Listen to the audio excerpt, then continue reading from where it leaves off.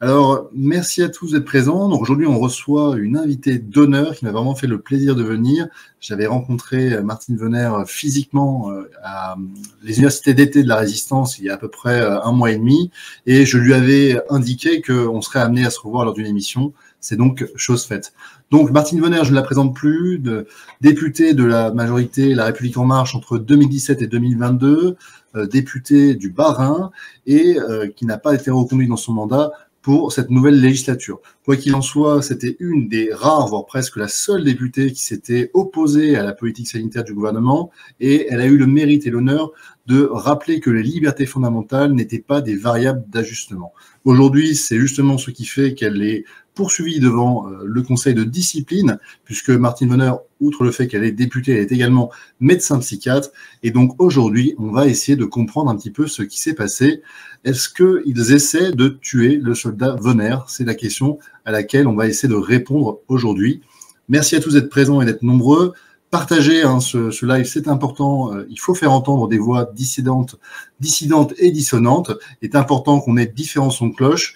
Moi, aujourd'hui, ce que je reproche, c'est que Martine Venner a finalement été chargée par la presse et très peu de fois, elle a été invitée à pouvoir s'exprimer. Donc, aujourd'hui, elle a la parole et j'espère qu'on pourra l'entendre. Donc, merci à tous.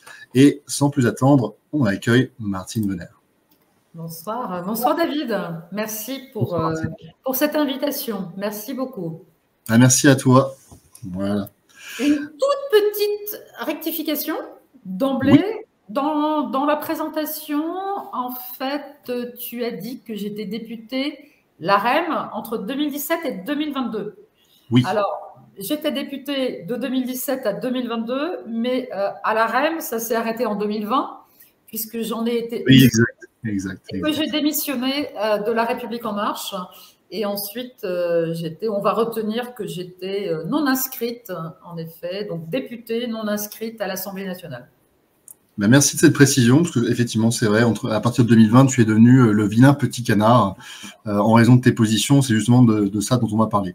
Est-ce que tu veux présenter rapidement peut-être le tableau derrière toi, Ensemble pour les libertés? Ah oui. Donc, Ensemble pour les libertés. Donc, je suis la présidente de cette association qui a un statut de parti politique, Ensemble pour les libertés, que j'ai créé en septembre 2021. Au moment où les soignants commençaient à être suspendus, puisque j'ai fait mon lancement le 14 septembre 2021. Et aujourd'hui, petit à petit, et grâce à vous tous, et grâce à tous ceux qui nous regardent, il y a de plus en plus d'adhérents. Et ça permet, j'allais dire, de faire énormément d'actions France entière. On a 13 référents régionaux, donc un par région. On a 200 antennes locales. Et l'objectif permanent d'Ensemble pour les libertés, c'est de défendre justement toutes les libertés, la liberté de penser, la liberté de s'exprimer, la liberté de manifester.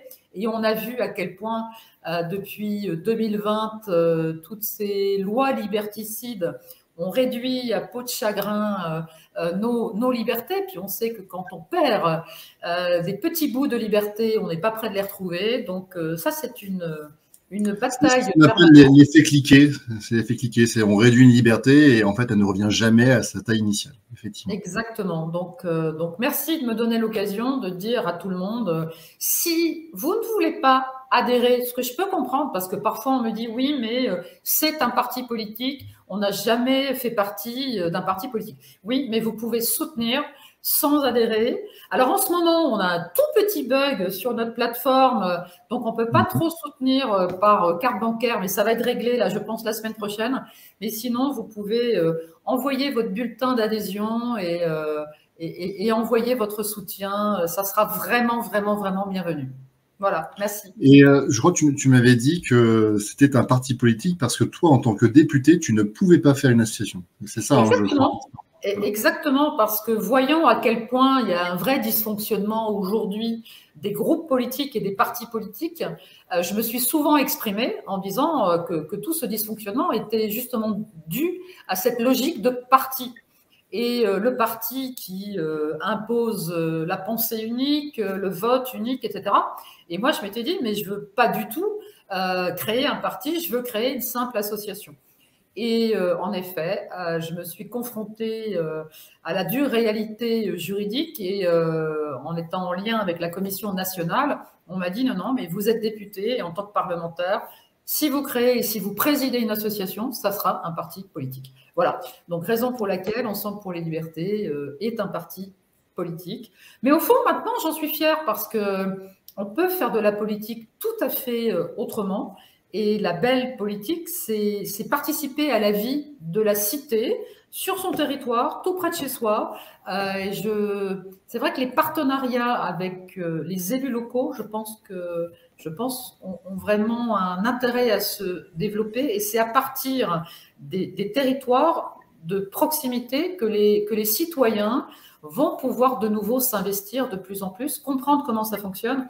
Et l'idée n'est vraiment pas d'avoir un programme établi et de dicter une pensée unique qui partirait d'en haut et qui inonderait les Français en leur disant « mais c'est ça qui est génial à faire ». Non, non, il faut que les citoyens s'approprient vraiment la politique au quotidien, comment fonctionne leur commune, comment ils peuvent participer au conseil municipal, même s'ils ne sont pas élus, ils peuvent aller écouter et participer. Et je pense que c'est ça qui est important, qu'ils s'approprient complètement le fonctionnement de nos institutions, parce que j'ai même vu pendant la campagne législative, puisque je m'étais représentée avec 25 autres candidats qui avaient les couleurs de Ensemble pour les libertés, que les citoyens ne comprennent pas forcément ce que c'est un député, à quoi sert un député. Alors pour l'anecdote et pour plaisanter un peu, je dis toujours qu'actuellement un député ne sert strictement à rien, comme les sénateurs, puisque les deux chambres ne sont que des chambres d'enregistrement de la politique gouvernementale, mais je leur explique aussi comment ça devrait fonctionner, quel est le rôle du peuple dans notre Constitution, qu'est-ce que c'est que l'article 3. Voilà, ça permet vraiment de faire toujours beaucoup de pédagogie. Et comme tu le fais toi, David, je le sais, en matière de droit, en matière juridique, c'est rendre accessible le droit. Et surtout, voilà, là aussi expliquer peut-être aux gens que la justice aujourd'hui dysfonctionne parce qu'elle n'est plus suffisamment indépendante, autonome, et que ça, c'est vraiment la garantie d'une démocratie qui fonctionne bien. Alors moi, j'expliquais un truc qui était très simple à mes étudiants de première année. Justement en lien avec la démocratie, c'est qu'en fait, la démocratie est basée sur une notion qui est une fiction juridique. Ça veut dire quoi? Ça veut dire qu'on prétend pour vrai ce qui est faux à la base. C'est-à-dire, la démocratie, c'est de dire que la majorité est égale à l'unanimité. Et la majorité, ça ne fait pas l'unanimité. Et donc, l'idée d'une démocratie, c'est de dire on est deux personnes autour de la table et on va décider du destin d'une troisième personne. Donc, si on résume la démocratie à une élection, donc la majorité égale l'unanimité, il y a un dysfonctionnement, parce qu'on peut avoir ce qu'on appelle la tyrannie de la majorité. Et c'est pas parce que vous êtes les plus nombreux que vous avez raison.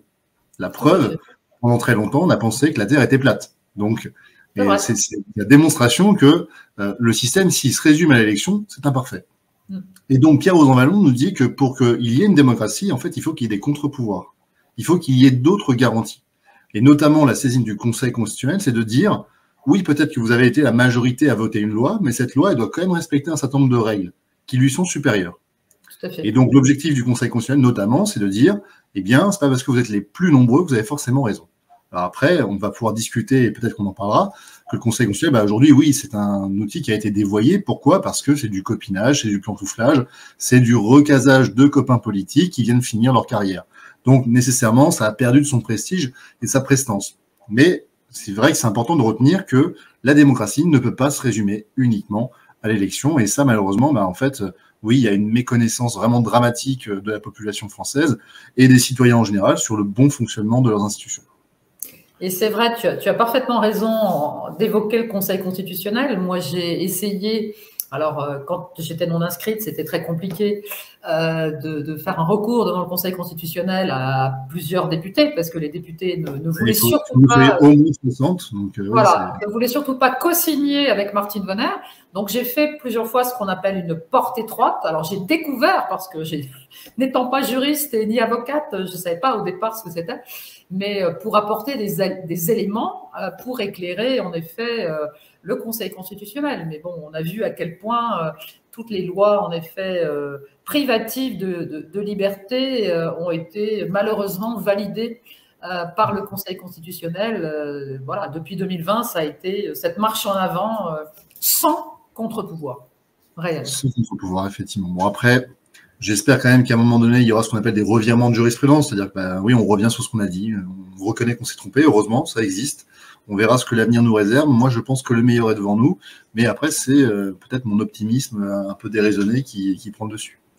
En tout cas, c'est intéressant de parler de ça parce que ça me permet d'aborder une des premières questions, qui est que, en tant que député, je me rappelle, tu m'as dit quelque chose qui m'avait beaucoup marqué, c'est de dire que tu avais un groupe WhatsApp sur lequel il y avait tous les députés de la majorité, et que sur ce groupe WhatsApp, vous receviez vos éléments de langage et un petit peu ce que vous deviez dire concrètement. Alors, c'était pas WhatsApp, c'était Telegram. Voilà, c'est important de le dire parce qu'on nous avait dit dans le groupe majoritaire, non, WhatsApp, c'est pas suffisamment sécurisé, etc. J'en sais rien, moi. Et donc, on avait les fameux fils Telegram. Voilà. D'accord, ok. Donc, c'était ça. Donc, c'était intéressant parce que, bon, à un moment donné, je pense que tu as dû sortir du groupe. À un moment donné. Et ce qui était intéressant, c'est de voir qu'en tant que député, donc tu as participé pendant 3 ans à la destinée du pays, en tout cas à la majorité politique. Et aujourd'hui, c'est en partie à cause de ces positions que tu as prises à partir de 2020 que tu t'es retrouvé devant le Conseil de discipline. Donc moi, ce que j'aimerais que tu nous racontes un petit peu, c'est comment on en est arrivé finalement à ce Conseil de discipline. Est-ce que c'était uniquement par rapport à ton activité de médecin ou est-ce qu'il y a quand même un lien avec ton activité de député? C'est ma première question.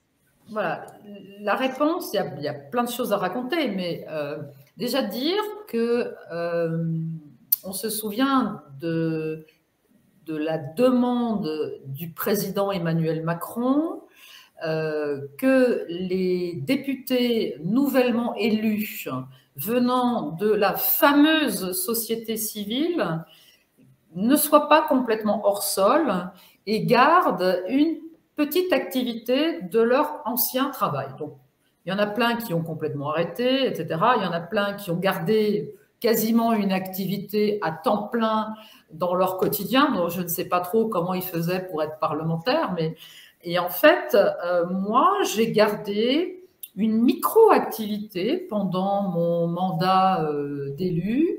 Donc, c'était une activité quasiment bénévole parce que c'était une vacation par semaine. À préciser que je n'ai jamais eu de cabinet médical. Moi, je n'ai jamais été installée comme psychiatre libéral, donc je n'ai jamais eu de patientèle, de clientèle. Et j'intervenais comme psychiatre coordonnateur dans une association avec des résidents. Donc, ce n'est pas comme une maison de retraite où on a des personnes âgées. Là, on a une structure pour des personnes très, très lourdement handicapées, mais qui représentent, en fait, qui couvrent tous les âges de la vie, à partir du moment où on parle d'adultes. Et donc, j'intervenais 3 heures par semaine pour faire le lien entre mon confrère généraliste, les parents, parce que je m'occupais de la santé psychique des personnes qui étaient là. Mais donc, c'était une grosse association qui existe toujours. Hein. Je ne peux plus y travailler puisque je fais partie de ces professionnels de santé qui actuellement n'ont pas le droit d'exercer leur métier dans ce beau pays qu'est la France et qui a suspendu, on pourra peut-être y revenir, toutes les personnes qui ont fait le choix. Et je le rappelle qu'on a complètement le droit de faire le choix de disposer de son corps comme on le souhaite. Et donc, pour tous ces professionnels qui ont décidé de ne pas accepter cette injection Covid-19, donc ces professionnels n'ont pas le droit d'exercer. La loi du 5 août 2021 est toujours en vigueur. Donc, je reviens à ta question. Donc, en effet, j'avais une micro-activité, mais qui était très, très protégée. Alors, pourquoi je le dis? Parce que quand j'ai commencé en 2020 à être repéré, à être un peu connu, les médias ont tenté de venir justement dans cette sphère privée, venir m'interviewer pendant mon activité médicale. J'ai toujours refusé. J'ai vraiment scindé totalement parce que pour moi, il fallait protéger complètement ces résidents, ces familles, mes collègues soignants. Il n'était pas du tout question que les télévisions, même en Alsace, hein, même France 3 Alsace, qui voulait venir m'interviewer à mon bureau médical, j'ai dit non, non, non, c'est pas possible. Mon activité à 100%, c'est être parlementaire. Et c'est à ce titre-là, d'ailleurs, que à partir de mars 2020, au moment de la crise Covid, on se souvient du premier discours du président, nous sommes en guerre, etc. Je vais donner une information que peu de gens connaissent. J'étais la référente pour le groupe majoritaire de Santé publique France.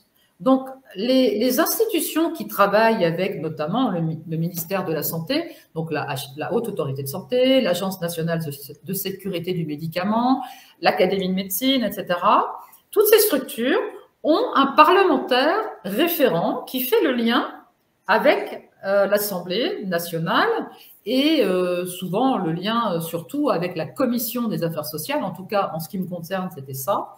Et j'étais en lien tout le temps avec mon confrère, le docteur Lévy Brûle, qui travaille, donc qui est médecin à temps plein à Santé publique France. Et dès le début de la crise Covid, je l'ai fait venir à l'Assemblée pour qu'il nous donne l'éclairage de ce qui se passait, de cette épidémie. Là, on est début mars, on est même avant le discours du président, et on était juste avant la suspension. On avait 2 semaines de suspension des travaux de l'Assemblée nationale à partir du 4 mars. Et je me suis dit, on entend parler de cette épidémie.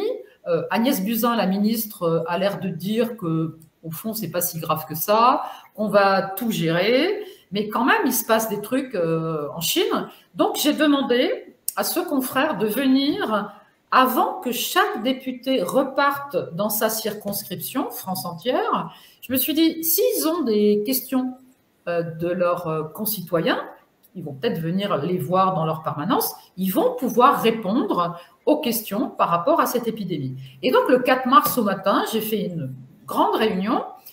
Comme d'habitude, les collègues parlementaires, là, je faisais partie encore de la majorité, donc j'étais pas encore... oui, c'était au tout début. Et rappelons que tu avais une crédibilité, puisque justement, tu étais en lien avec les institutions. Donc, à ce moment-là, tu étais crédible. Complètement crédible. Et malgré ça, comme il y a très peu de parlementaires qui travaillent à la hauteur de ce qu'ils devraient faire, à cette réunion où j'avais invité 577 députés, il n'y en avait qu'une petite vingtaine qui étaient là. Est-ce que c'était pour des questions sanitaires ou c'est parce que ça les... pas du tout. Ah non, puisque là, il n'y avait absolument encore aucune recommandation. On est le 4 mars. On était le 4 mars. Mais c'est bien de le rappeler. Voilà. Et donc, non, il n'y avait aucune recommandation. Tout le monde pouvait encore venir à l'Assemblée nationale. Il n'y avait pas de masque, etc. Et d'ailleurs, ce confrère qui est venu, il est venu sans masque. Il a serré la main à tout le monde. Donc, je me suis dit, mais bon, tout va bien dans le meilleur des mondes. Et après, tout s'est très, très, très, très vite enchaîné. Pourquoi ? Parce que j'avais le devoir, réellement, en tant que député,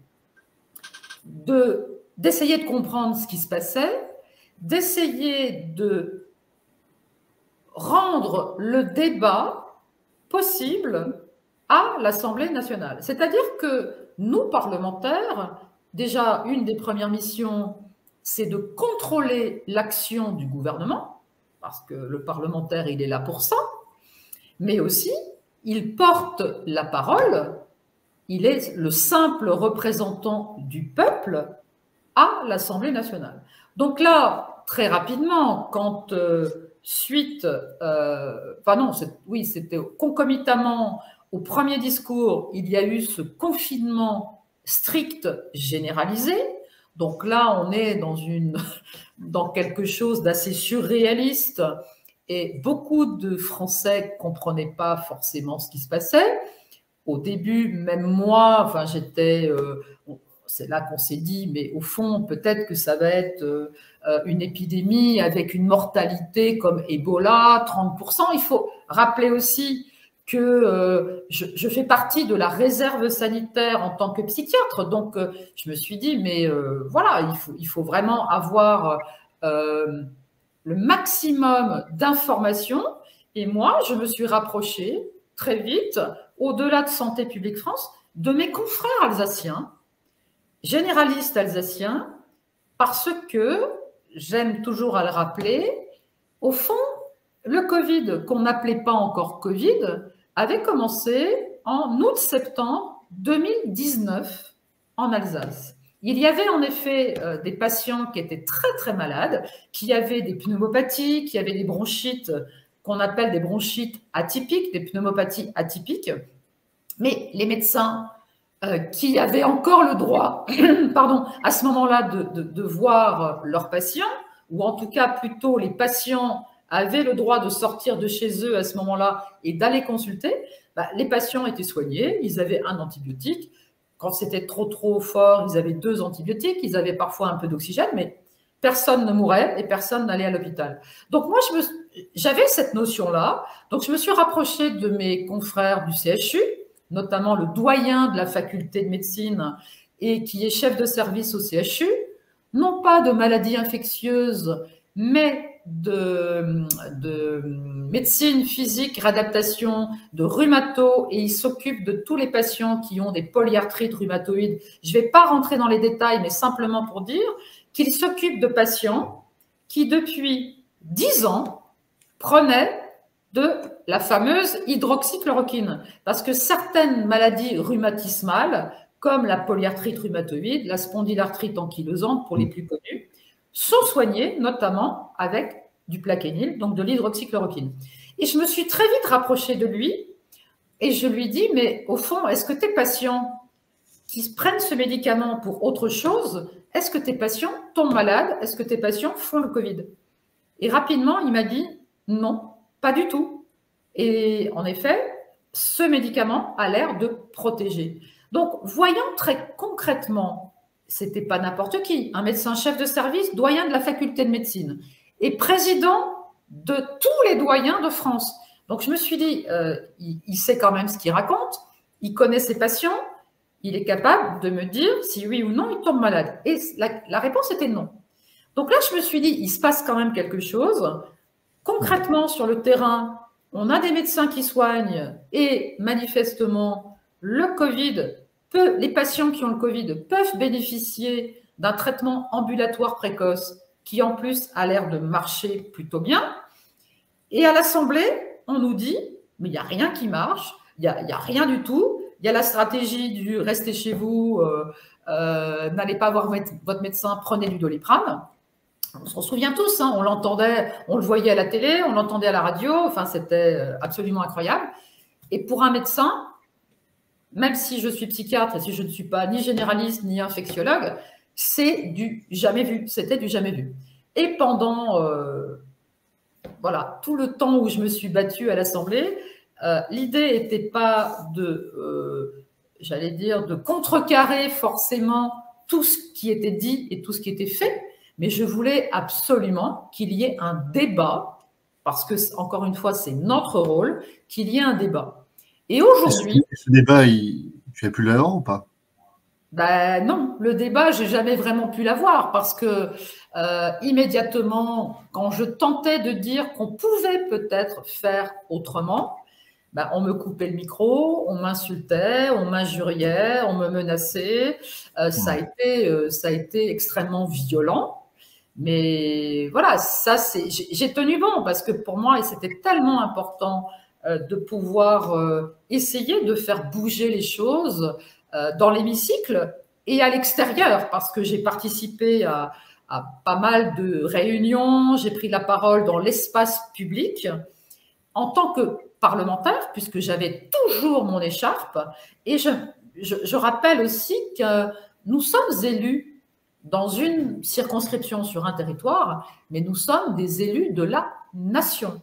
Donc, un député alsacien comme moi, j'ai le droit d'aller prendre la parole à Marseille, à Lille, à Rennes, partout en France, à la condition, et je me suis toujours soumise à cette condition qui est au-delà du code de déontologie de l'Assemblée nationale et non pas du code de déontologie médicale, mais quand on va sur un territoire où on n'est pas élu directement, on informe son collègue député. Moi, je prenais toujours aussi la tâche des élus locaux en disant attention, voilà, je vais venir dans telle et telle commune. D'ailleurs, en général, j'invitais l'élu local à venir participer à un débat, à une manifestation, etc. J'ai pas eu beaucoup de succès, mais bon, c'est comme ça.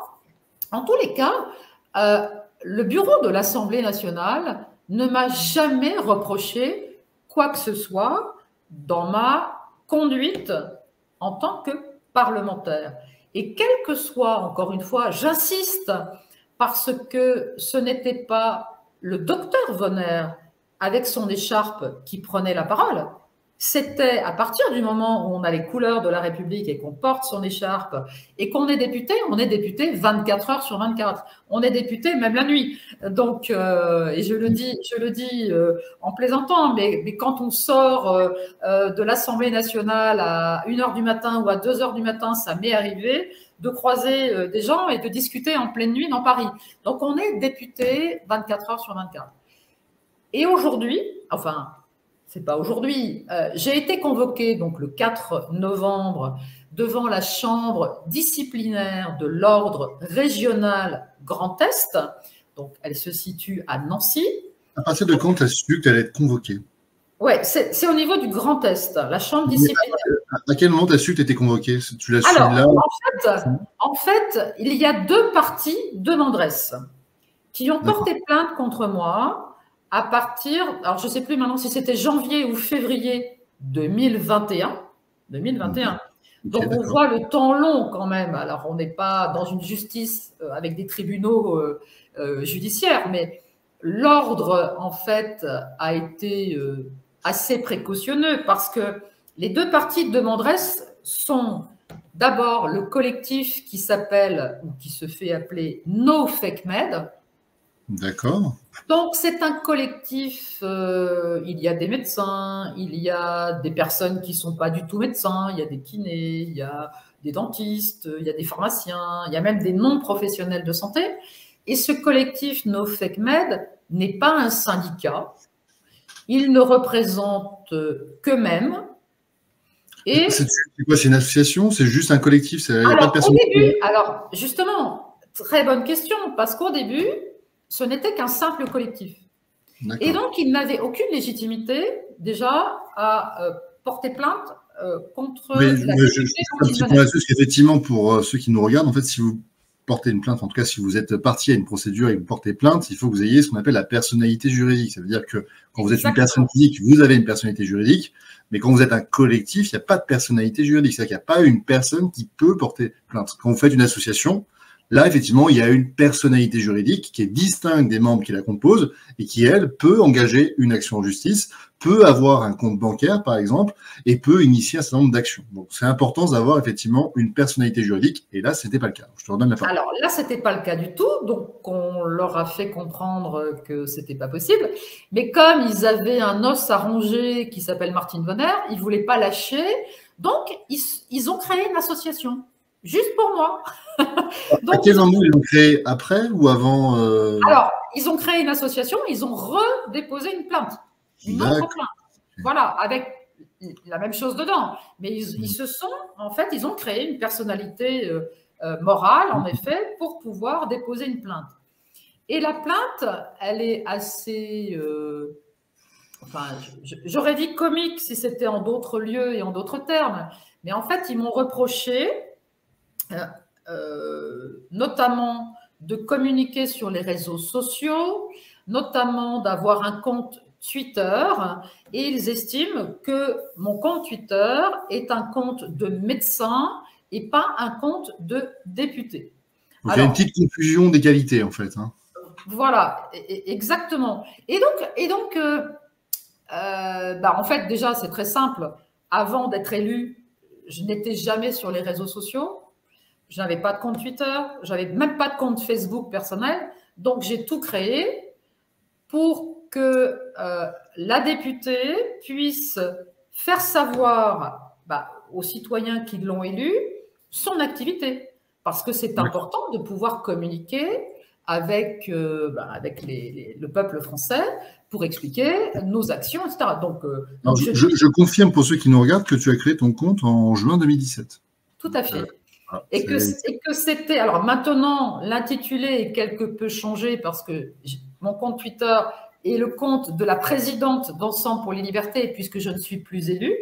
Mais on a bien sûr tous les constats d'huissier, capture d'écran, qui démontrent que pendant l'intégralité de mon mandat, il était écrit député.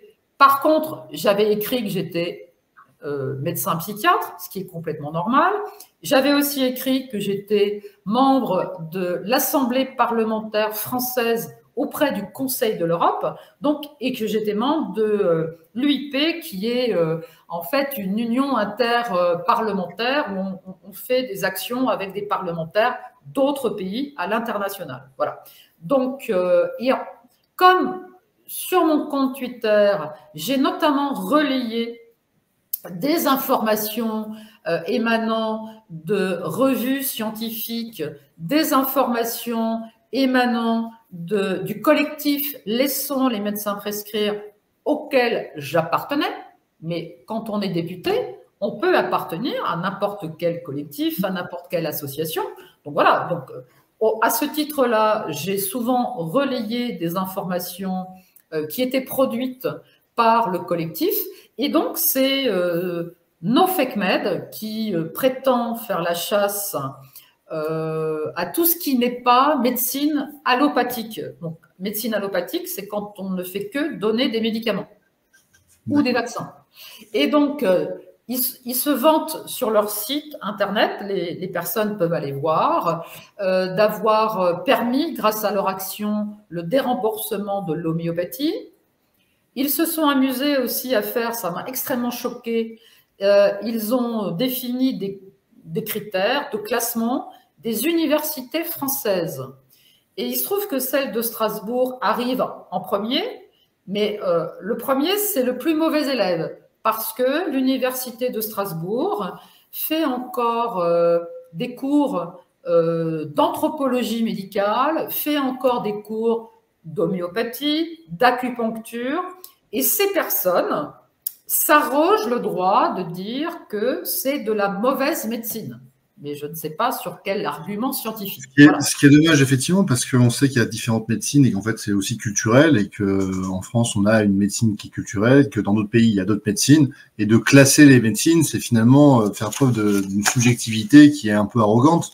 Parce que, en déplaise à certains, le centre du monde, ce n'est pas la France, ce n'est pas l'Europe. Donc, il faut à un moment donné revenir à une place qui est la nôtre.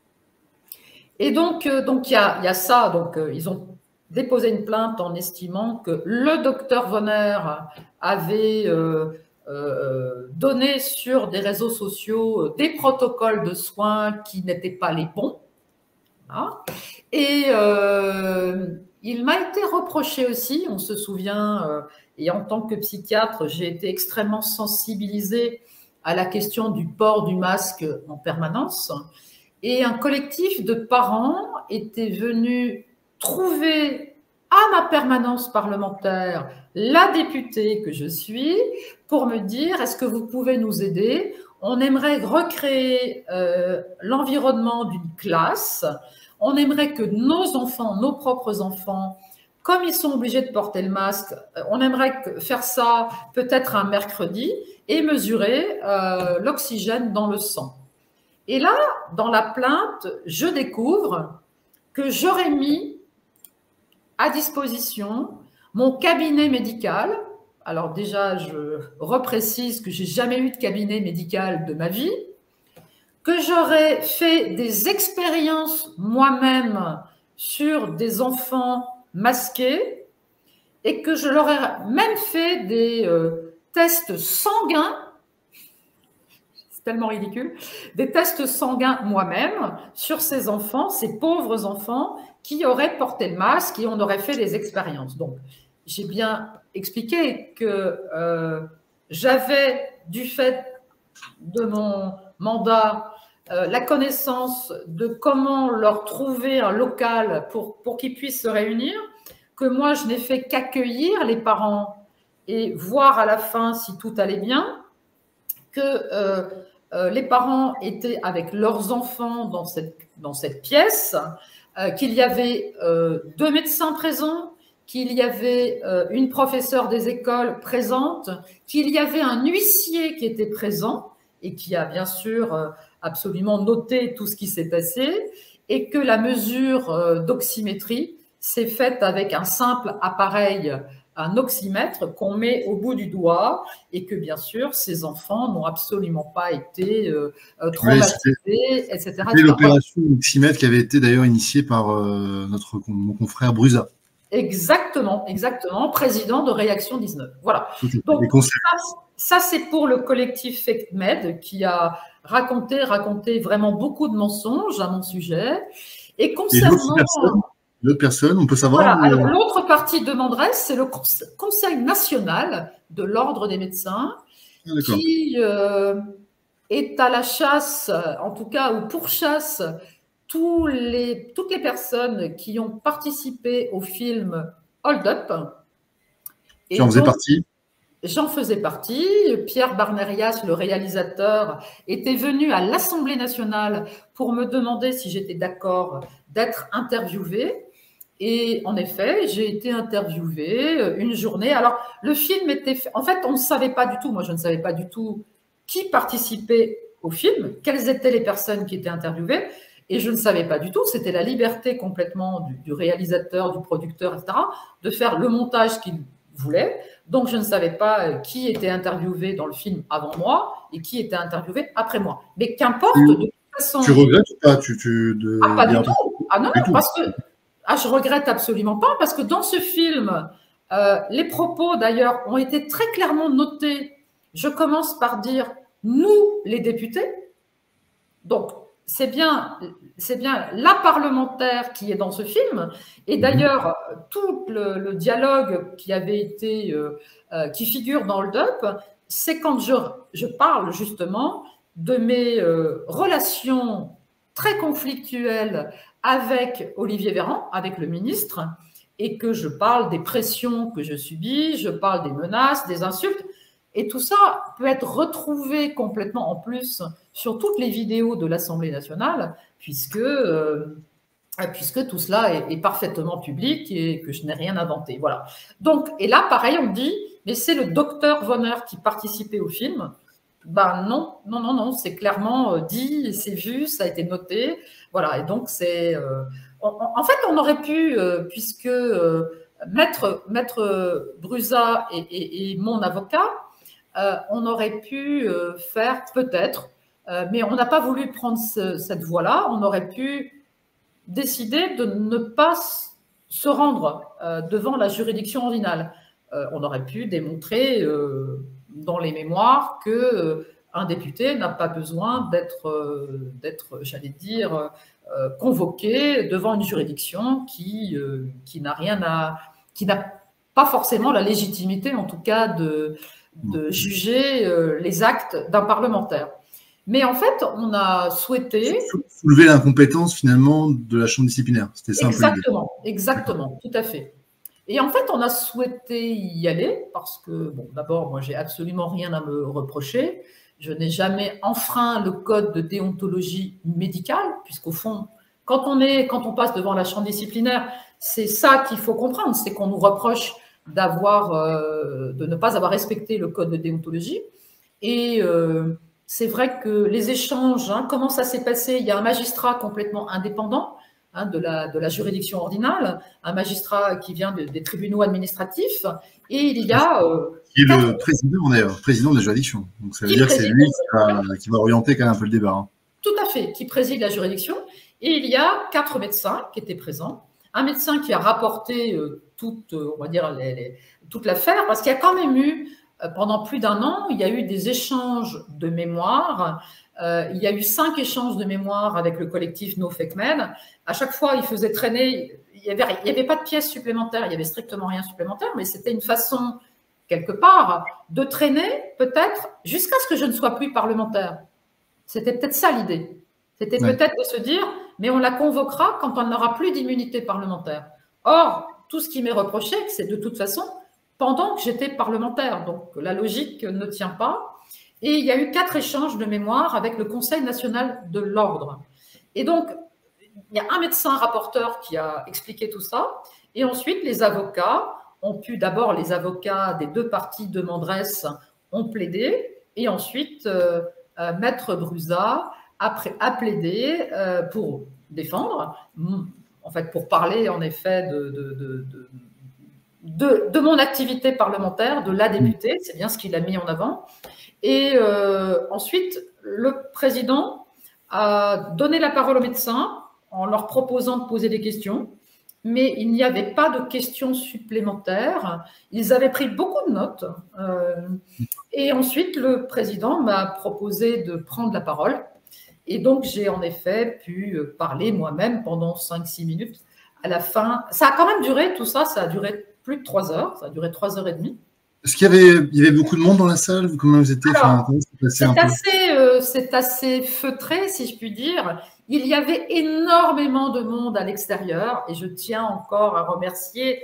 J'ai remercié plein de fois, mais je veux surtout oublier personne. Mais il y avait énormément de collectifs qui étaient présents, énormément de citoyens. Il y avait plus de 300 personnes qui étaient là, qui avaient fait le trajet, parfois venant de Marseille, venant de Nantes, venant de Lille, et c'était formidable parce que de sentir à quel point on est soutenu, ça fait vraiment du bien, ça donne beaucoup d'énergie positive.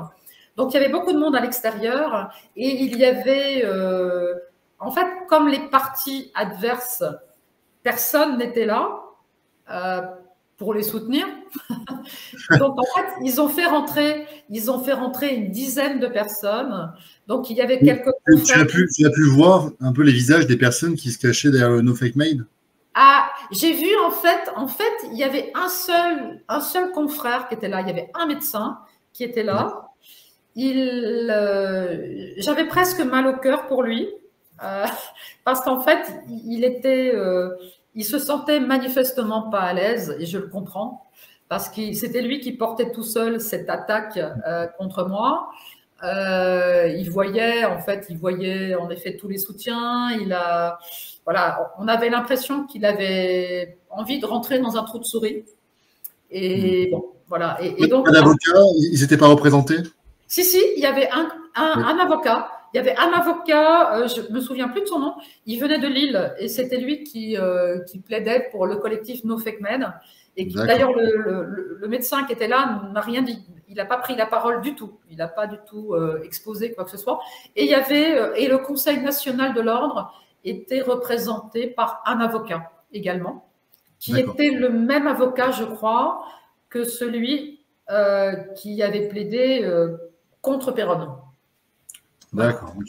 Bon, oui, de toute façon, il faut s'inscrire dans une mouvance. C'est sûr qu'il ne viendrait pas me chercher moi et ce serait compliqué, de faire ça. Exactement, voilà. Et c'est vrai que, voilà, Maître Brusa a fait du droit, rien que du droit. Et quand on est avocat, c'est bien de faire du droit et pas tenter de faire de la médecine. Donc, en effet, il a fait du droit. Et voilà, un peu comme Maître Benagès, que j'avais reçu précédemment, qui, lui, a fait effectivement une position qui était de rappeler le droit. Rappeler notamment la liberté d'expression et de se cantonner à ça et de ne pas faire ce qu'on appelle finalement un argumentaire de rupture, c'est-à-dire de rentrer justement dans le détail en venant discuter de médecine, alors que effectivement ici, ce sont des obligations déontologiques qu'on va t'opposer et nécessairement, il va falloir parler de droit. Donc, je pense que moi, je rejoins la position de mes confrères et qui essaie de partager par Brusa et Benagès, de dire faisons du droit parce que nous sommes avocats et que ça sert à rien de rentrer dans des détails techniques et scientifiques parce que de toute manière, on n'arrivera pas à se mettre d'accord. Exactement. Alors, c'est vrai que Maître Brusa et moi-même, en fait, il y a eu beaucoup d'écoute. Hein, ça a été de vrais échanges. Ça a été serein. Moi, j'ai trouvé que l'ambiance. Alors, c'était la première fois de ma vie que j'étais convoquée. Peut-être pas la dernière. Peut-être pas la dernière. Voilà. En tout cas, c'est la première fois de ma vie. Alors, ce qui avait été un tout petit peu différent, parce qu'actuellement, malheureusement, il y a énormément de confrères. Alors là, je ne parle pas d'élus, de confrères médecins qui passent, qui sont convoqués devant les chambres disciplinaires. Mais avant, ils ont été vus en conciliation au niveau de l'ordre départemental. Oui, alors, oui, parce qu'effectivement, rappelons-le, en fait, en général, il y a une conciliation. On essaie de voir si on peut se mettre d'accord, si on peut éviter de ces élections disciplinaires. Tu as eu droit à ça ou pas, toi? Non, moi, je n'ai pas eu droit à ça. J'ai pas été convoquée devant l'ordre départemental du 67 parce que, oui, très clairement. Alors, on m'a fait une petite remarque en disant, mais si vous ne voulez pas être considéré comme médecin, vous n'avez pas besoin d'être inscrite à l'ordre des médecins. Alors, j'aimerais juste rappeler qu'une fois qu'on est médecin, c'est une obligation, quelle que soit son activité, même les médecins retraités sont encore inscrits à l'ordre et continuent à payer une cotisation. Donc, c'est un argument qui est, je ne sais pas, tombé du ciel, là, je ne sais pas d'où il sort cet argument, mais ce n'est pas très bon parce que même si on n'a pas d'activité médicale, on a cette obligation que d'être inscrite à l'ordre des médecins. Voilà. Donc, ça, je le rappelle. Mais voilà, donc moi, je n'avais pas eu droit à cette conciliation. Je pense qu'en effet, ils se sont dit au niveau départemental, on ne voit pas très bien ce qu'on a à dire à Madame la députée. Donc, voilà. Et donc, c'est cette chambre régionale qui m'a convoquée. Alors, on est sorti serein. Je dois dire que le soir même, il y a eu une petite douche froide, puisque c'est le soir même que j'ai appris le sort réservé à Alain Houpert, donc sénateur. Oui, mais justement, c'était une de mes questions, mais tu me devances. Voilà. Qui, je le rappelle, a eu 3 fois 6 mois je ne sais pas comment on dit, ramené à 3 fois 3 mois. D'accord. Donc, il a 3 fois 3 mois, donc quand même 9 mois de suspension d'exercice. Il y a du sursis ou c'est du ferme? Alors non, puisque il va faire appel, et donc l'appel est suspensif. Et suspensif, tout à fait. Oui, l'appel est suspensif. Donc, en fait, bon, ça va prendre 18 mois ou 2 ans avant d'être rejugé là au niveau national, au niveau de la chambre disciplinaire, au niveau national. Voilà. Il y a des différences entre Alain Houpert et toi? Oui, alors je suis une femme, c'est un homme. Oui. Je blague. Oui, il y a une différence importante, c'est que lui est radiologue et il a toujours une activité assez importante de radiologue.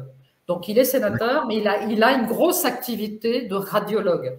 Donc c'est vrai que contrairement à moi, il a des rentrées salariales en tant que radiologue, ce qui est complètement normal, rentrée d'honoraires plutôt, on va le dire comme ça, rentrée d'honoraires en tant que radiologue, alors que moi, encore une fois, je peux le dire très clairement, j'avais un salaire de 300 € par mois pour faire mon activité, donc ça n'a rien à voir, ça n'a vraiment rien à voir. Bien sûr, d'accord. Et lui, il s'était exprimé en tant que sénateur ou il avait pris des positions dans sa vie? Alors, en fait, je crois qu'en tant que sénateur, il ne s'est pas fait, malheureusement, autant remarquer que moi à l'Assemblée nationale. Donc, parfois, j'aurais voulu qu'il soit que d'autres sénateurs, parce qu'il n'y avait pas que lui. Il y a Loïc Hervé qui a dit des choses, il y a Laurence Muller-Bronn, il y a Sylviane Noël. Donc, il y a quand même plus de sénateurs qui sont intervenus dans la crise Covid, mais en tout cas, Alain Houpert était peut-être même l'un des plus modérés dans l'enceinte du Sénat. Et en effet, là, on lui reproche, je crois, des prises de parole aussi dans Hold Up, mais dans Hold Up, il portait une blouse blanche et il s'est directement adressé de pair à pair, en fait, à ses confrères. Et donc, c'est très différent. C'est vraiment très, très différent. Voilà. Mais ce qui n'empêche pas que je suis parfaitement outrée et choquée qu'un sénateur, quand bien même, encore une fois, il soit médecin, quand bien même un sénateur soit… On pourrait même imaginer que demain, les avocats ne puisse plus être parlementaire, parce qu'au fond, votre matière, c'est la loi, votre matière, c'est les textes juridiques. Donc, on pourrait vous dire, mais en fait, vous êtes juge et partie. C'est-à-dire que si vous prenez des positions pour écrire la loi, pour voter la loi, ben, ça ne va pas aller, vous êtes en plein dedans, quoi. Donc, il y a conflit d'intérêts. C'est arrivé, hein, et moi j'ai déjà été, quand je travaillais au tribunal administratif en tant qu'élève avocat, j'avais fait un stage, j'avais vu effectivement un avocat qui contestait l'application d'une loi qu'il avait fait voter. D'accord, d'accord. Ça arrive. Au niveau politique, il n'y a pas trop d'incompatibilité parce que les politiques utilisent souvent l'avocature comme une voie de recasage. C'est vrai. Ouais, c'est malheureusement comme si finalement d'avoir été politique suffit pour effectivement devenir avocat. Bon, ce sont des places de droit qu'ils ont. Et ils en usent et en abusent parfois. Ça ne fait pas forcément d'eux des bons avocats. Par contre, ça fait d'eux des très, très bons commerciaux parce qu'effectivement, ils ramènent une clientèle à eux. Mais effectivement, de toute manière, la liberté d'expression également des avocats pourrait être de plus en plus mise à mal. On l'a vu avec Fabrice Divisio. Lui aussi a fait appel de la sanction qui avait été prononcée à son encontre. Donc, effectivement, j'ai le sentiment que quand on ne rentre pas dans la doxa gouvernementale, eh bien, on s'expose à des risques. Il y a peu de temps, j'ai fait une émission avec le professeur René Chiche, qui est professeur de philosophie et qui aujourd'hui doit passer devant le conseil disciplinaire de l'éducation nationale. Enfin, c'est absolument incroyable, quoi. Enfin, je veux dire, on a dans nos métiers justement. Alors, être parlementaire, c'est pas un métier, hein, encore une fois, c'est un mandat. Mais on a encore une fois ce devoir de s'exprimer, ce devoir, et quelle que soit l'expression, mais en tout cas de faire vivre le débat. On a vu, alors ça c'était très positif, le professeur Perron, où on a reconnu justement le fait qu'un professeur avait le devoir de remettre… Même l'obligation. L'obligation, tout à fait, tout à fait. Alors, un avocat fait la différence entre le devoir et l'obligation ? Le devoir, oui, là, en fait, le terme obligation veut vraiment dire qu'en fait, s'il ne s'était pas exprimé, ça aurait pu lui être reproché. D'accord. Voilà, c'est en ce sens-là où le mot obligation, à mon sens, a une connotation particulière, c'est de dire, s'il s'était tu, ça aurait pu être une faute. D'accord. Là, ça va plus loin que le droit ou le devoir effectivement de prendre la parole. Donc c'est là où c'était quand même assez remarquant. Mais voilà, c'est une situation particulière parce que effectivement le professeur Perron a eu un CV extrêmement élogieux et extrêmement compétent sur son domaine d'activité et que c'était son domaine à lui. Donc là, effectivement, est-ce que ça aurait pu être transposable à un autre médecin? Ça, je ne sais pas. Ouais. Et alors, c'est vrai que je pense que si moi, je m'étais tue dans l'hémicycle, ça aurait arrangé tout le monde. En tout cas, ça aurait arrangé la majorité. Mais bon, c'est pas de chance, c'est pas de chance. Ça t'aurait peut-être rendu la vie plus douce, parce que effectivement, tu me l'avais dit, ça aussi, je me rappelle, mais toi, tu ne souhaitais pas faire carrière en politique. Ah non, non, non, non, pas du tout. Et tous mes collègues me disaient, textuellement, pardon, je vais être vulgaire, mes collègues me disaient, mais la ferme, tu es en train de ruiner ta carrière politique.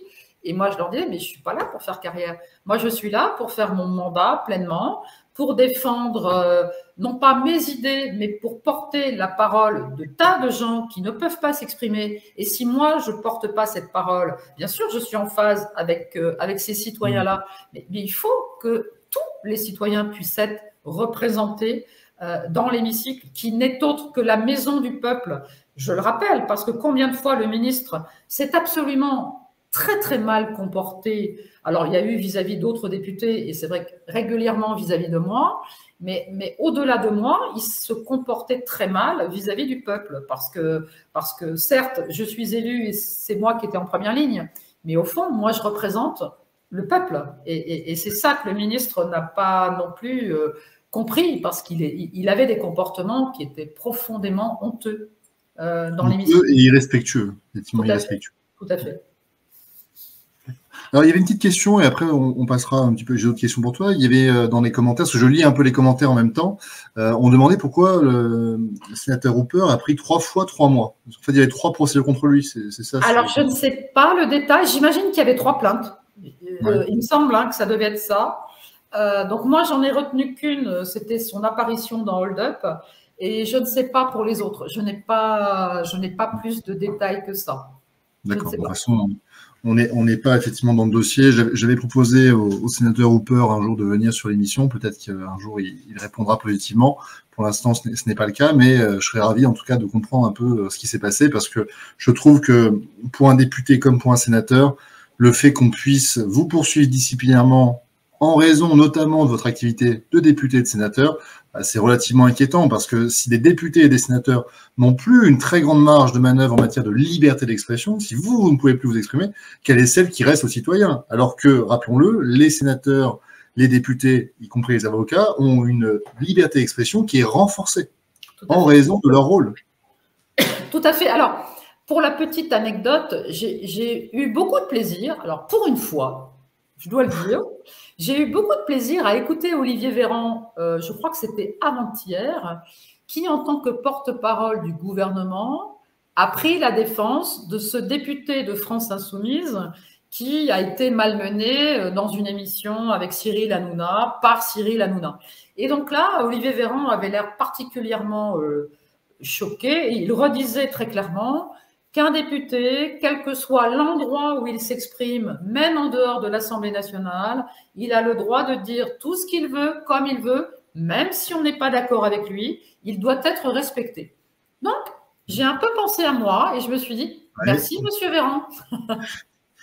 Comme quoi, deux personnes, deux sons différents. Hein, oui. Eh oui. Quelle question on se posait un petit peu en cas de sanction? Et je ne sais pas quand est prévu de rendre. Le 25, il y a la semaine prochaine. Vendredi prochain. D'accord.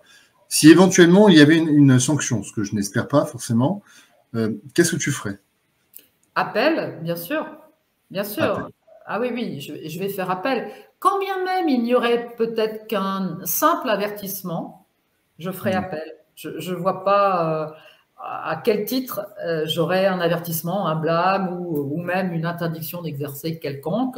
Ça me paraît tellement dénué de bon sens, tellement abscon par rapport à encore une fois, le mandat parlementaire, que oui, je ferai appel. Et donc l'appel est encore une fois suspensif de la sanction.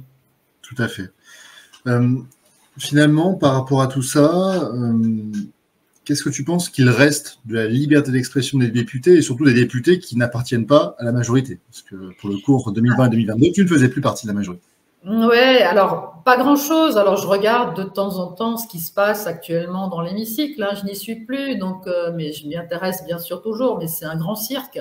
Ça n'a jamais été. Il y a eu une époque, il y avait de grands orateurs. Donc l'expression était libre, elle était fouillée, elle était souvent avec des références historiques. Aujourd'hui, l'expression dans l'hémicycle est souvent ras des pâquerettes, hein, pardon de le dire comme ça, mais c'est assez terrible ce qu'on y entend. Et alors, on a l'impression qu'elle reste libre entre les grands partis politiques, parce que de toute façon, ne soyons pas dupes, il y a des accords entre les partis. Il y a un jeu politique qui se joue. Parfois, c'est je te laisse passer un amendement, mais toi, tu vas me donner ça. Enfin bon, c'est. Et quand on est en dehors, ce qui m'était arrivé, quand on est en dehors des groupes politiques et des partis politiques de surcroît, bah là, la parole n'est plus du tout libre, oui. N'est plus du tout. Oui, mais alors, moi, je trouve que c'est plus grave que ça globalement. Donc, il y a les parlementaires. Mais demain, est-ce que la parole libre d'un citoyen va pouvoir être respectée? Pourquoi je dis ça? Parce qu'on nous annonce les fameuses assises qu'il y aura normalement début 2023, anti-secte, dont acte, et j'applaudis des deux mains, anti-terroriste, super, et en même temps, dans le même pot, dans la même marmite, anti-complotiste. Ouais. C'est quoi un complotiste? C'est quoi la définition d'un complotiste? J'ai tellement été, encore une fois, stigmatisée dans les médias mainstream en disant oui, l'anti-vax complotiste. Donc ça veut dire quoi? Ça veut dire que la secrétaire d'État à la citoyenneté qui prévoit un plan d'action, c'est elle qui l'a dit sur une chaîne télévisuelle de grande écoute, un plan d'action pour dénoncer demain son collègue de travail, pour dénoncer son voisin, pour dénoncer peut-être quelqu'un de sa famille qui aurait des idées que peut-être on pourrait s'imaginer qu'il est dans une secte. Enfin, ça nous rappelle quand même une drôle d'époque qui n'a pas fait… C'est absolument terrible. Enfin, moi, ça me fait froid dans le dos. C'est monstrueux. Donc, surtout que la liberté d'expression, c'est aussi la liberté d'opinion. Hein. C'est de dire on a le droit de pas être d'accord. Et on ne doit pas être inquiété en raison de ses opinions. C'est la DDHC. Ce n'est que la Constitution. On voit bien quand même ce qui se passe. Oui, mais la Constitution, elle est tellement malmenée et on a tellement… Et on nous dit surtout, ne faites pas référence… c'est pas la peine de se retourner, c'est pas la peine de savoir d'où vous venez, c'est pas la peine de parler de résistance, c'est pas la peine de faire la moindre comparaison avec d'autres époques très noires de notre histoire. Mais si, il faut toujours savoir d'où on vient, il faut toujours se rappeler, justement, pour ne pas oublier. Et aujourd'hui, cet aveuglement qui n'est autre que le résultat de la manipulation à outrance, à très très grande échelle, sous forme de techniques bien éprouvées d'ingénierie sociale, fait que une grande partie du peuple, malheureusement, est devenue totalement aveugle et a perdu sa capacité à réfléchir, a perdu sa possibilité de douter, a perdu son sens critique. Et donc là, c'est en effet extrêmement inquiétant parce que… Moi, je le dis souvent, réfléchir, c'est finalement accepter l'idée qu'on est libre, qu'on a un libre arbitre. Mais le problème de la liberté, c'est la responsabilité, et les gens ne veulent plus être responsables. Ils veulent qu'on leur dise, voilà ce que vous devez faire. Ce soir, vous rentrez à 18h, vous allez, effectivement, on vous met des rationnements, on vous dit ce qui est bien, on vous dit ce qui n'est pas bien. Enfin, c'est que de l'incitation à l'injonction. C'est ça qui fait que, à mon sens, même si on leur explique qu'ils ne sont pas libres, qu'ils doivent finalement se réinformer. On va faire un petit clin d'œil à Réinfo Covid, parce que, effectivement, c'est ça l'idée de se réinformer, de se réinstruire pour essayer justement d'avoir un libre arbitre. Je suis pas sûr que ça les intéresse. Ils confondent la liberté avec la liberté de consommer. Tant que je peux consommer, je suis libre. Exactement. C'est un consommateur. Mais bien sûr. Ouais. Et ça n'a jamais été aussi flagrant que maintenant, dans une situation, donc il y a eu cette crise sanitaire, maintenant on nous rabat les oreilles à longueur de journée avec le réchauffement climatique, la crise énergétique, etc. Enfin, on passe d'un sujet à l'autre, mais avec toujours les mêmes techniques.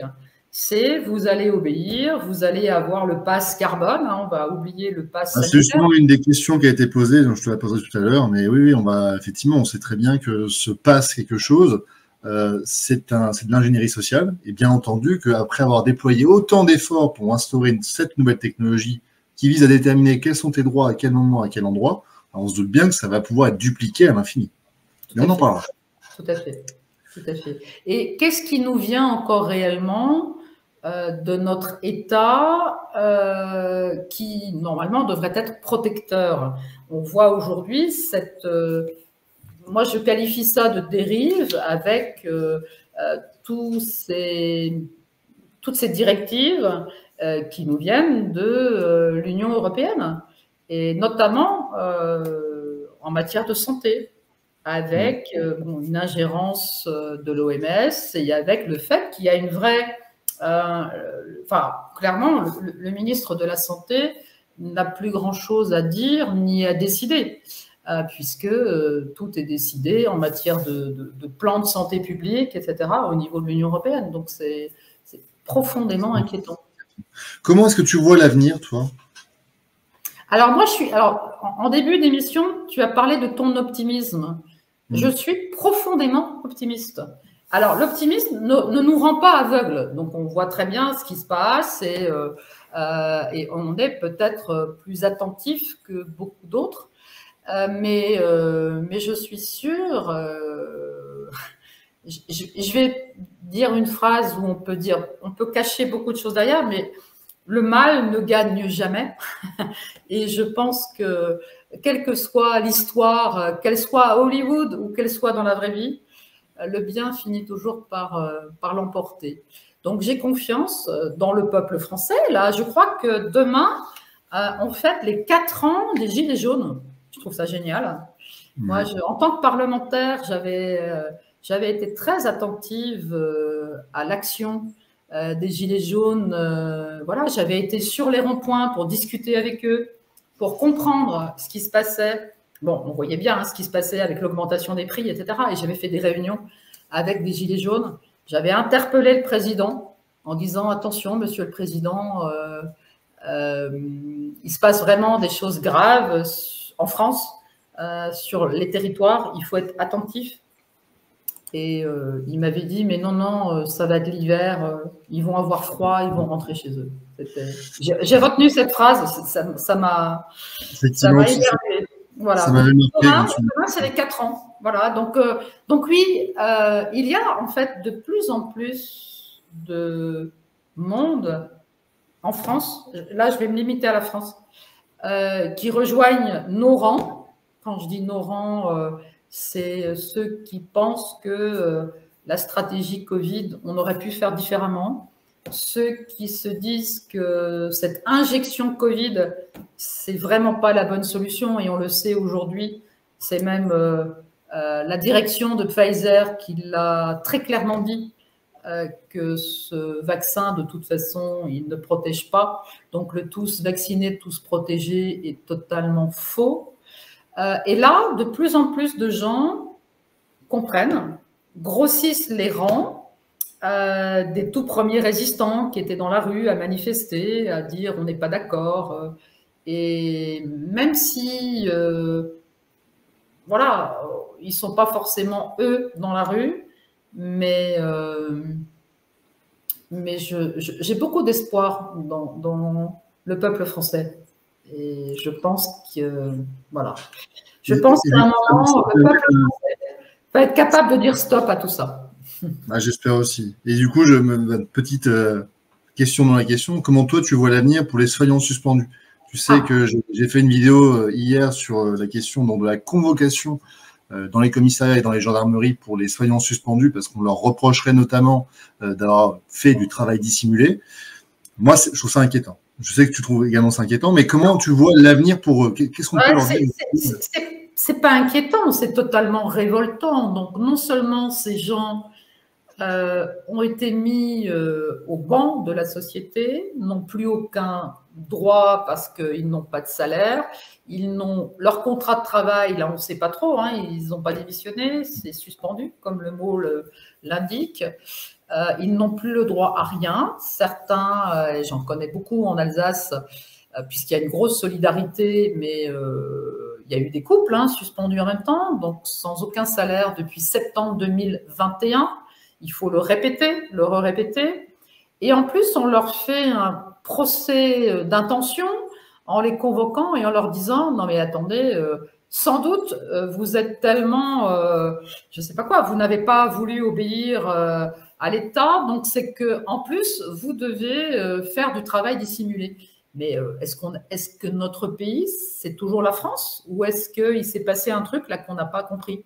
Parce qu'avoir une telle suspicion, un tel fonctionnement avec des convocations devant des forces de l'ordre, devant la police, c'est profondément choquant. Moi, je me pince Quand j'ai écouté ce que tu as dit hier, en plus, c'était extrêmement bien présenté de façon très courte, donc je me suis dit, mais c'est pas possible. Est-ce que moi, je n'y croyais pas au début.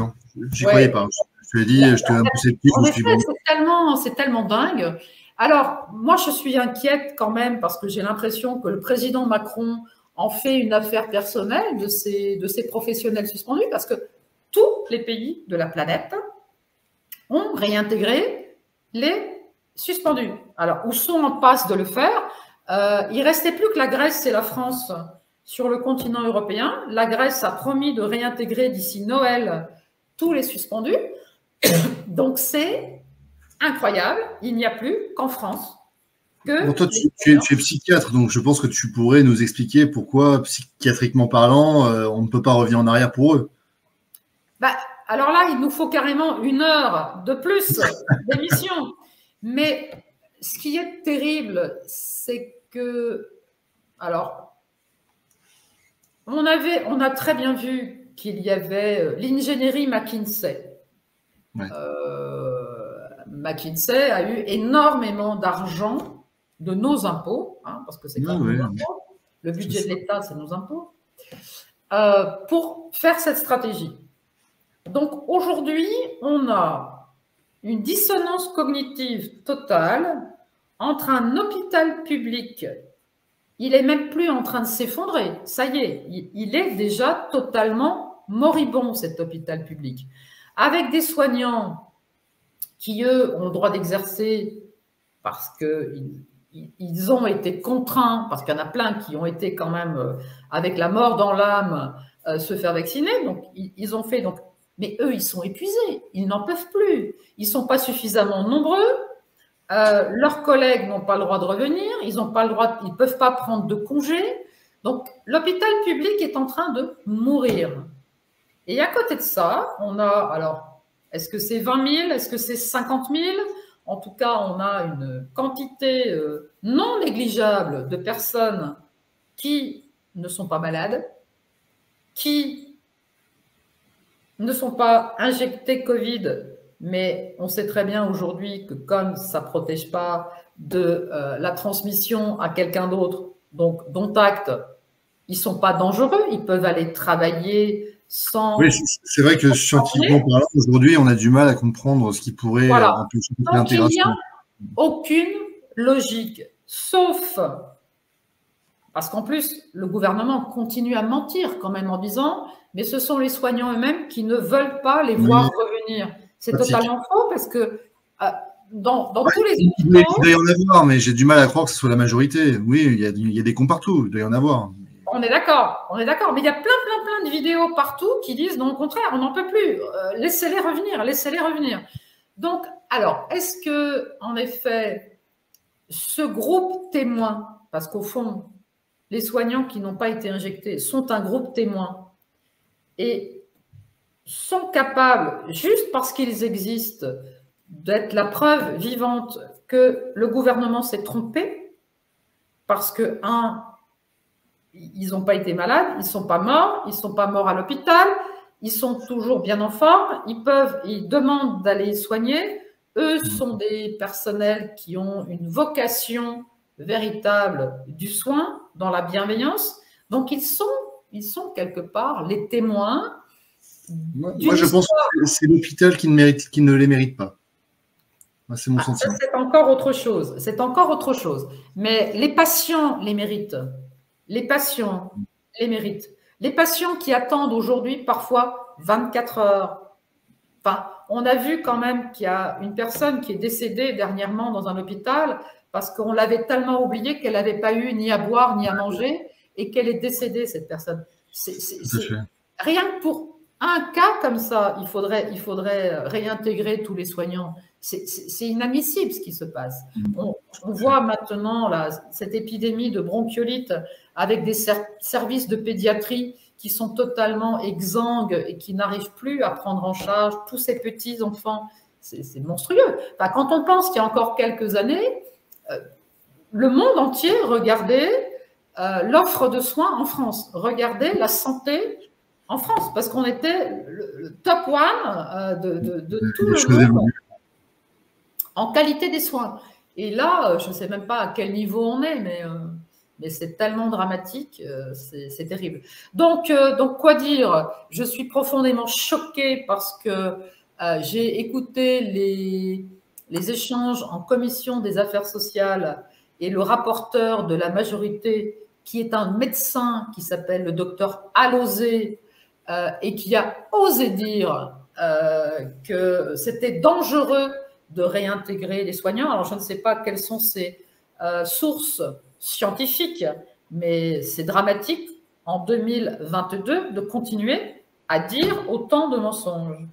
Et le porte-parole a repris les mêmes propos en disant que ça serait… de toute façon, comme il y a très peu de soignants suspendus, il y a une poignée de soignants suspendus, donc qu'ils soient à l'hôpital ou pas, selon lui, ça ne change rien.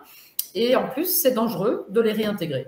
Donc, voilà, je ne comprends pas le raisonnement. Une dernière question, Martine, après je ne veux pas abuser de ton temps. Sur le pass carbone, on en a parlé tout à l'heure. Comment est-ce que toi tu vois un peu les choses? On a instauré un pass sanitaire, puis un pass vaccinal. Comment tu vois un peu les choses par rapport à ça? Moi qui ai été une élue en campagne, même si cette campagne est très proche de Strasbourg, parce que mon territoire s'appelle Strasbourg-Campagne, donc on est à 15-20 km de Strasbourg, mais on a déjà, donc à Strasbourg, il y a des élus à la municipalité très, très, très écolos, et donc dès le 1er janvier 2025, tous ceux qui ont des voitures, qui ont la carte critère 5, n'auront plus le droit de circuler dans l'Eurométropole de Strasbourg. Donc, ce n'est même pas que la ville de Strasbourg, mais c'est dans toute l'Eurométropole, qui est un territoire très étendu. C'est pareil pour nous. Voilà. Déjà là, je ne réponds pas tout à fait directement à ta question, mais on voit la fracture immédiate entre d'abord les villes et les campagnes, avec ceux qui ont l'obligation de se déplacer avec leur voiture, parce que là où j'habite, il n'y a pas des bus, il n'y a pas de transport en commun toutes les 5 minutes. Hein. Il faut prendre sa voiture. Donc, c'est compliqué. Et on voit avec le niveau d'inflation, on voit avec ce qu'on nous promet sur les tarifs de l'énergie, que la classe moyenne, alors, les pauvres vont devenir encore plus pauvres et la classe moyenne va devenir pauvre. Donc, de condamner en mettant cette espèce d'épée de Damoclès de passe carbone, on va de nouveau avoir des citoyens qui n'auront plus le droit de vivre décemment, de se déplacer comme ils veulent. On leur dira, ben non, peut-être le 10 du mois, peut-être le 8 du mois, vous avez déjà consommé toute votre passe carbone, donc maintenant, ben, voilà, vous êtes condamné à rester chez vous. C'est n'importe quoi. C'est, pour moi, n'importe quoi. Je ne dis pas du tout qu'il ne faut pas prendre soin de la planète. Surtout pas. Bien évidemment qu'il faut faire. Il faut prendre en compte des tas de choses. On ne va pas se lancer sur le réchauffement climatique parce qu'il y a beaucoup à dire. Et je pense que là aussi, ça mériterait qu'il y ait un vrai débat. Parce qu'il n'y a pas de débat. Il n'y a pas de débat. Mais on va condamner toute une partie de la population alors que, on le sait, et sans être caricatural, les plus riches de cette planète, les quelques plus riches de la planète, de toute façon, ils se déplacent dans leur jet privé. On voit là le G20 à Bali. Ils n'y ont pas été à la nage à Bali. Hein. Ils ont tous été en avion, en jet privé, etc. Donc, eux ont le droit, mais le simple citoyen lambda, lui, n'aura plus le droit. Moi, ce que j'ai compris, c'est qu'il y aurait des quotas. Donc, dès qu'on dépasse le quota, bon, il suffit de payer, en fait. Donc, finalement, oui, c'est une sélection par l'argent. Ceux qui sont riches, ça ne va pas vraiment les impacter. Ils pourront payer et ils pourront effectivement consommer davantage. Exactement, voilà. Ça ne change rien pour eux. Donc, ouais, je trouve effectivement que c'est dégueulasse, mais c'est effectivement vers ça qu'on s'oriente. Et le problème, c'est quand on commence à accepter un pass sanitaire, même si c'est pétri de bonnes intentions, c'est-à-dire on va vous protéger, donc à la base, c'est quand même plutôt une bonne intention. N'oublions pas que l'enfer est pavé de bonnes intentions et qu'on se rapproche passe après passe d'une certaine forme de dictature, soft dictature, mais je suis désolé, quand on commence à vous dire ce que vous pouvez consommer ou ne pas consommer, et quand on commence à vous expliquer combien vous devez être à table pour les fêtes de Noël, bah là, on s'insère dans votre domicile privé, et ce qui distingue les démocraties des dictatures, c'est justement le pouvoir qu'a l'État sur vous, y compris dans la sphère privée. Tout à fait. Très inquiétant. Tout à fait. Et là on parle de la liberté de consommer, et on a parlé tout à l'heure de la liberté de s'exprimer, et quelque part, enfin, toutes les libertés. C'est pour ça que Ensemble pour les libertés, c'est quelles que soient les libertés piétinées, il faut se battre, il faut rester en éveil, il faut se battre absolument pour défendre les libertés. Une liberté n'est jamais acquise. Il faut toujours se battre pour la récupérer et pour les conserver, parce qu'en fait, moi, là où j'ai pris conscience qu'il s'était passé quelque chose d'important, c'est au moment du confinement. Je ne comprenais pas ce que ça voulait vraiment dire, la liberté d'aller et venir, enfin la liberté de circuler. J'en avais jamais été privé, donc je ne me rendais pas vraiment compte. Et c'est quand j'ai été privé de toutes ces libertés que j'ai compris ce que ça signifiait. Bien sûr. Là, j'ai pris conscience qu'effectivement, il se passait quelque chose qui n'était pas normal. En tout cas, Martine, merci beaucoup, franchement, pour ton temps, tes explications. Voilà, ça nous a permis un peu de comprendre ce qui s'était passé, ce qui t'était arrivé. Ça devrait alerter, pour moi, à mon avis, les citoyens, parce que on ne devrait jamais, finalement, ne pas s'inquiéter des dérives qui est en train de prendre notre société. On devrait toujours être attentif chaque fois qu'un député, un sénateur, un avocat est poursuivi par son ordre et qu'il y ait autant de poursuites aujourd'hui, c'est quand même assez inquiétant parce qu'on voit bien que, en réalité, ce qu'on vous reproche à tous, c'est de ne pas avoir été dans le moule de la majorité. Or, on l'a expliqué, c'est pas les plus nombreux qui ont forcément raison. Pendant un temps, on pensait que la Terre était plate et ils étaient les plus nombreux à le penser. Le mot de la fin pour toi, Martine? Mais comme on l'a dit tout à l'heure, c'est l'espérance. Alors déjà, que le délai qui nous rapproche de la réintégration de tous les professionnels, parce qu'on peut parler des pompiers aussi, actuellement, il y a la distribution toujours avant Noël des calendriers des pompiers. Donc, c'est une profession dont on doit vraiment tenir compte de toutes leurs actions. Ce sont des gens absolument respectables, etc. Et tous ceux qui ont été suspendus, il faut là aussi les réintégrer. Plus tous les personnels administratifs qu'on oublie, mais il y en a plein qui ont été mis de côté aussi parce que les secrétaires médicales, enfin bon, et j'en passe. Donc, je suis profondément optimiste et j'espère que le ministre Brown, même s'il se cache derrière son petit doigt et derrière les avis de la Haute Autorité de Santé de l'Académie de médecine, peut-être que demain matin, il va se réveiller en se disant non, c'est plus possible, je dois sauver l'hôpital public, je dois réintégrer les soignants. Et donc, ça, c'est pour le collectif.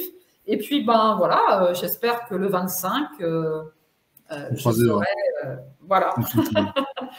En tout cas, tu nous tiendras informés. Tu nous tiendras informés. Et merci encore pour tout le travail que tu as fait. Je le dis, je te l'avais dit, je le redis. Tu es une femme courageuse. On regrette de ne pas avoir eu plus de députés qui auraient dû faire ce que tu as fait, c'est-à-dire apporter une autre voix, essayer d'expliquer que c'est pas normal qu'on soit tous unanimement d'accord. Si on est tous unanimement d'accord, ce n'est plus une démocratie, c'est un parti unique, c'est une forme d'autre chose qu'une démocratie, mais ce n'est pas normal. Et qu'effectivement, c'est de la confrontation que peut naître un projet commun. Donc, merci à toi, Martine, pour tout le travail que tu as fait. Tu as encaissé les coups pour nous. On te remercie. Tu vois, j'ai épinglé un certain nombre de commentaires. Il y a vraiment beaucoup d'amour. Il y a vraiment beaucoup de respect pour toi. J'en ai affiché quelques-uns. Je n'ai pas pu tous les afficher. Mais en tout cas, ici, il y a beaucoup de gens qui te soutiennent. Et merci à toi encore d'avoir accepté mon invitation. Et bien, écoute, à très bientôt. Merci à tous. Passez une très bonne soirée. Et n'oubliez pas, partagez. C'est important qu'on puisse réinformer les gens sur ce qui est en train de se passer. Bonne soirée à tous et un très bon week-end. Merci à toi, David, pour cette invitation et bonsoir à tous.